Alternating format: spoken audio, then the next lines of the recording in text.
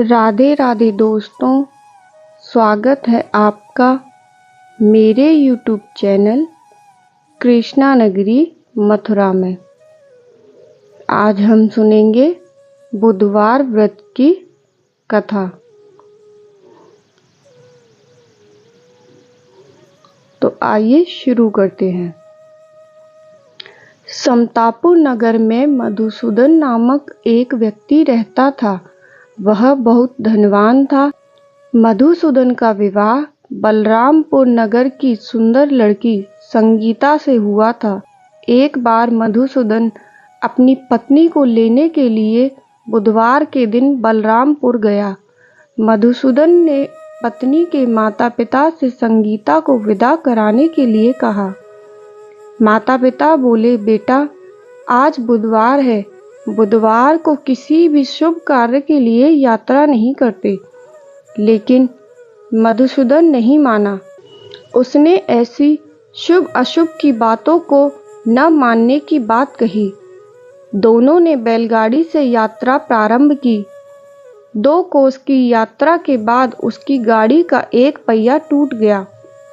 वहां से दोनों ने पैदल ही यात्रा शुरू की। रास्ते में संगीता को प्यास लगी। मधुसूदन उसे एक पेड़ के नीचे बैठाकर जल लेने चला गया। थोड़ी देर बाद जब मधुसूदन कहीं से जल लेकर वापस आया तो वह बुरी तरह हैरान हो उठा, क्योंकि उसकी पत्नी के पास उसी की ही शक्ल सूरत का एक दूसरा व्यक्ति बैठा था। संगीता भी मधुसूदन को देखकर हैरान रह गई। वह दोनों में कोई अंतर नहीं कर पाई। मधुसूदन ने उस व्यक्ति से पूछा, तुम कौन हो और मेरी पत्नी के पास क्यों बैठे हो? मधुसूदन की बात सुनकर उस व्यक्ति ने कहा, अरे भाई, यह मेरी पत्नी संगीता है। मैं अपनी पत्नी को ससुराल से विदा कराकर लाया हूँ। लेकिन तुम कौन हो जो मुझसे ऐसा प्रश्न कर रहे हो? मधुसूदन ने कहा, तुम जरूर कोई चोर या ठग हो। यह मेरी पत्नी संगीता है। मैं इसे पेड़ के नीचे बैठाकर जल लेने गया था। इस पर उस व्यक्ति ने कहा, अरे भाई, झूठ तो तुम बोल रहे हो। संगीता को प्यास लगने पर जल लेने तो मैं गया था। मैंने तो जल लाकर अपनी पत्नी को पिला भी दिया है। अब तुम चुपचाप यहाँ से चलते बनो, नहीं तो किसी सिपाही को बुलाकर तुम्हें पकड़वा लूंगा। दोनों एक दूसरे से लड़ने लगे। उन्हें लड़ते देख बहुत से लोग वहां एकत्र हो गए। नगर के कुछ सिपाही भी आ गए।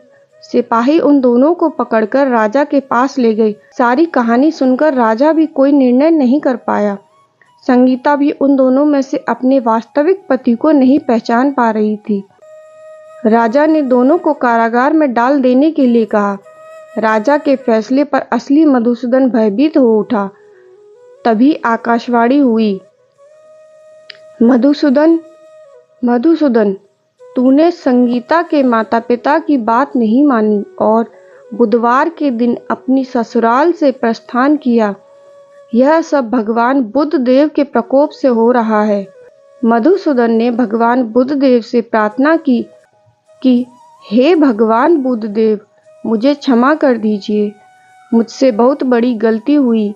भविष्य में अब कभी बुधवार के दिन यात्रा नहीं करूंगा और सदैव बुधवार को आपका व्रत भी किया करूंगा।